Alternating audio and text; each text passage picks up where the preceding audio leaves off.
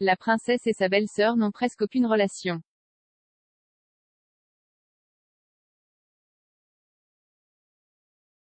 Depuis quelque temps, on dit que la relation entre Charlène de Monaco et sa belle-sœur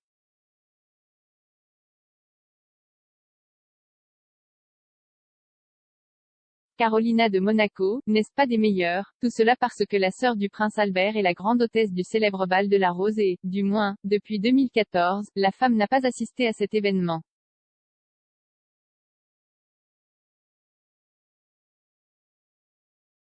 Dans la pire année pour la princesse en raison de problèmes de santé qui l'ont amenée à s'éloigner de la principauté pendant de longs mois, maintenant qu'elle l'a rejointe, elle tente de récupérer du terrain et, pour le moment, le public l'a reçue avec la même joie. Comme toujours.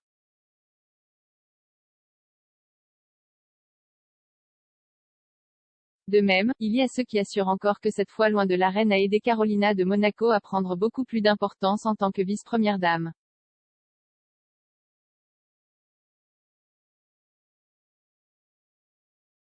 Selon le média Murray Roy, ce scénario est sur le point de changer maintenant que Charlène de Monaco reprend son trône au Vatican.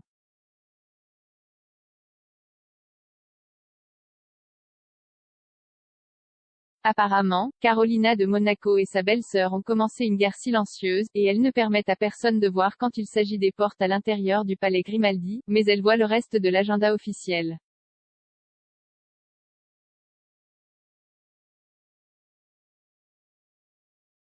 Cela vient après deux événements clés en juillet. Le premier bien sûr était le bal de la Rose. Il n'était pas surprenant que Charlène de Monaco ait refusé d'y aller, mais Caroline de Monaco en a profité pour faire une grande performance avec ses 4 enfants montrant que le nouveau génération du clan est prête à briller. Au lieu de cela,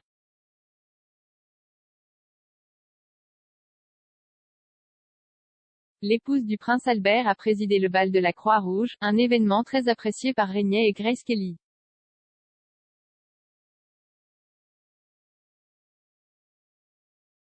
La fissure s'est enfin ouverte avec Alberto comme charnière entre Carolina et ses enfants et de l'autre, Charlène, Estefania et leur progéniture.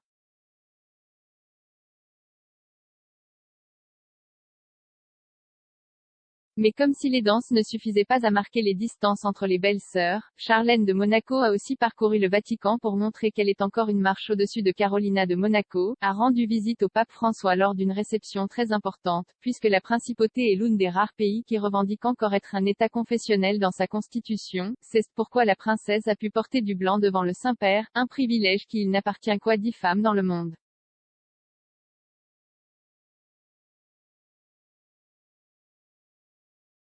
En tout cas, Charlène de Monaco a encore surpris et ne voulait pas porter de blanc pour être devant le pape François, mais une robe noire au subtil imprimée en relief et un décolleté bustier sous une autre robe en tulle à décolleté bateau et manches longues, sophistiquée mais sobre, toujours plus grande que Carolina de Monaco et choisissant cette couleur pour montrer qu'elle n'a pas plus de privilèges que les autres femmes.